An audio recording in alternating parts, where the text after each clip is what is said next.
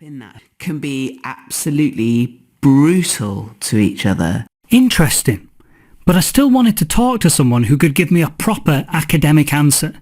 Is there a biological or psychological reason why teenagers do things like this? Why is there so much power behind a dare, or heaven forbid, a double dare? A dare with twice the power of a normal dare. I spoke to behaviour and education specialist Adele Bates, who gave me an insight into the brains of the basketball three. Is there any scientific evidence or adolescent behavioural theory that might explain why teenagers get into these situations? Yes. So it used to be thought by neuroscientists that the teenage brain was just a bigger version of a child's brain or a smaller version of an adult's brain. But actually, that's not the case. We now know that the teenage brain has its own unique developmental stage.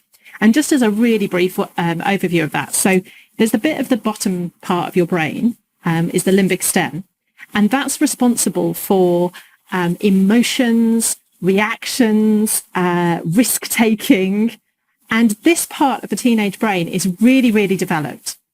In contrast, the part at the front of the brain, what we call the prefrontal cortex, so this is the section that is in charge of things like analysing and reflection and working out if something is daft to do or not.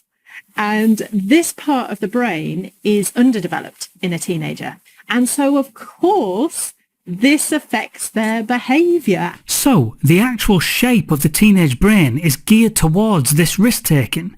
But still, this starts with a dare, something to impress a crowd. So why are teenagers so susceptible to peer pressure? Teenagers are desperate for connection and collaboration. And again, this is an absolutely vital part of the human species. We know that if we work together, we're more likely to survive. But it also explains why they are more likely to listen to their peers when they say, come and do this, I don't know, jump on the scaffolding while you're drunk, than they are to their parents, who are going to say, now, come on, tusk, tusk, that's probably illegal and a bit dangerous.